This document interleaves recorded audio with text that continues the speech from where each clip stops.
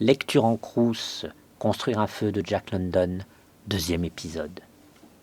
De temps à autre, la conscience lui revenait qu'il faisait très froid, qu'il n'avait jamais connu pareil froid. Tout en marchant, il se frottait les pommettes et le nez avec le dos d'une moufle. C'était un geste machinal, et il changeait de main régulièrement. Mais il avait beau frotter, dès l'instant où il s'arrêtait, ses pommettes s'engourdissaient. Et l'instant d'après, le bout de son nez s'engourdissait. Il était certain que ses joues allaient geler. Il le savait, et eut un spasme de regret à l'idée de ne s'être pas fabriqué un cache-nez du genre de celui que portait Bud par grand froid. Un tel cache-nez passait aussi devant les joues et les protégeait. Et peu importait, après tout. Qu'était-ce que des joues gelées? Un peu douloureux, rien de plus. Ce n'était jamais bien grave. Si vite qu'il eut l'esprit, l'homme observait avec une attention intense les divers aspects du ruisseau, ses méandres et ses crochets, ses amoncellements de bois mort, et toujours il surveillait avec soin les endroits où il posait les pieds. À un moment, juste après une courbe, il broncha soudain, tel un cheval effrayé, s'éloigna de l'endroit où il venait de marcher et recula de plusieurs pas sur la piste.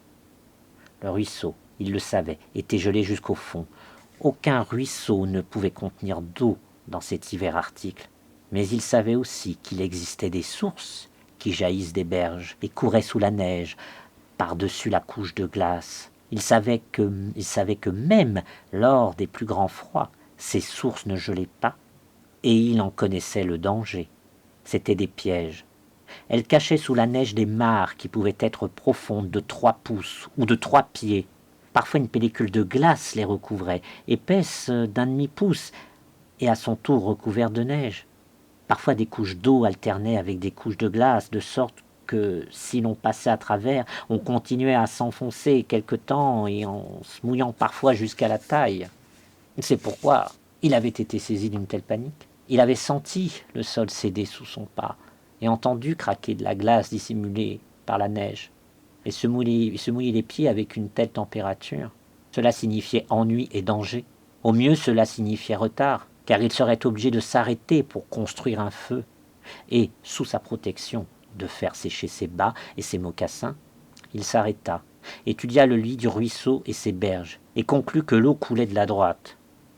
Il réfléchit un instant, tout en se frictionnant le nez et les joues, puis fit un détour par la gauche, en marchant avec précaution et en s'assurant de chaque pas. Sitôt hors de danger, il s'offrit une nouvelle chique et reprit son allure de 4 miles à l'heure. Au cours des 2 heures qui suivirent, il rencontra plusieurs de ces chausses-trappes. Habituellement, la neige avait au-dessus de ces mares cachées un aspect un peu affaissé, comme cristallisé, qui annonçait le danger. Une seconde fois pourtant, il n'en invita une que de justesse. Et une autre fois encore, devinant un risque, il obligea le chien à passer le premier. Le chien ne voulut pas y aller. Il refusa jusqu'à ce que l'homme le pousse en avant, et alors il se hâta de traverser la surface blanche et lisse.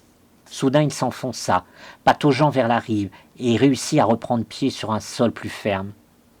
Il s'était mouillé les pattes de devant, et presque aussitôt l'eau commença à s'y transformer en glace. Le chien s'efforça rapidement de se lécher les jambes, puis, se laissant tomber sur la neige, se mit à mordre la glace qui s'était formée entre ses doigts. C'était une affaire d'instinct. Tolérer là cette glace lui vaudrait des pieds blessés. Il ne le savait pas. Il ne faisait qu'obéir à une injonction mystérieuse, montant du plus profond de son être. Mais l'homme savait, ayant pu se former une opinion en la matière, et il ôta la moufle de sa main droite afin d'aider le chien à arracher sa patte des particules de glace. Il n'exposa pas ses doigts plus d'1 minute et fut étonné de la vitesse à laquelle ils s'engourdirent. Oui, certes, il faisait froid, il réenfila sa moufle en hâte et se frappa sauvagement la main contre le torse.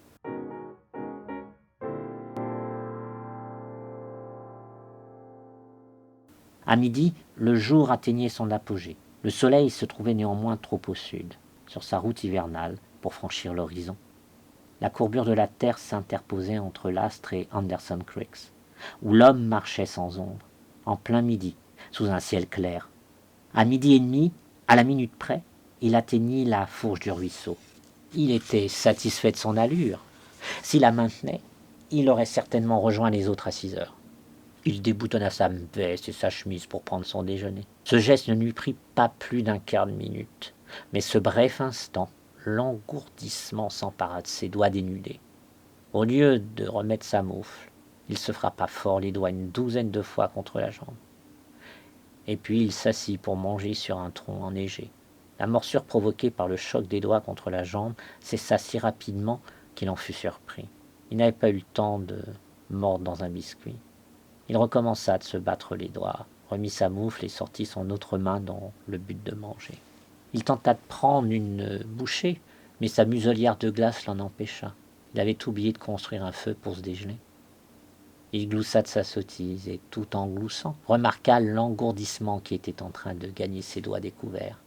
Il remarqua aussi que la piqûre qu'il avait d'abord sentie dans ses orteils lorsqu'il s'était assis était en train de passer. Il se demanda si ses orteils étaient chauds ou gourds. Il les remua dans ses mocassins et conclut qu'ils étaient gourds. Il remit hâtivement sa moufle et se leva. Ah, il avait un peu peur. Il battit des pieds jusqu'à ce que la sensation de piqûre y revienne. C'est sûr qu'il fait froid, pensait-il. Ce type de Sulphur Creek avait dit vrai quand il avait raconté combien il pouvait faire froid parfois dans ce pays. Et lui en avait ri sur le moment. Ça montrait bien qu'il ne fallait être trop sûr de rien. Pas d'erreur, il faisait froid.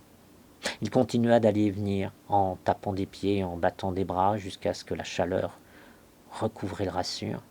Alors il sortit ses allumettes et entreprit de faire un feu. Il trouva du combustible dans le sous-bois où les crues du dernier printemps avaient entassé une provision de branches mortes. En commençant avec prudence, petitement, il obtint bientôt un brasier ronflant, devant lequel il fit fondre la glace de son visage et sous la protection duquel il mangea ses biscuits. Pour le moment, le froid de l'espace était vaincu. Satisfait du feu, le chien s'était étendu assez près pour profiter de sa chaleur, assez loin pour éviter d'avoir le poil roussi.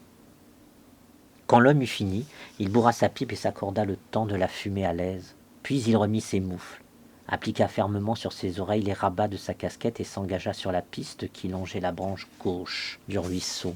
Le chien déçu regardait le feu avec regret. Cet homme ne savait rien du froid.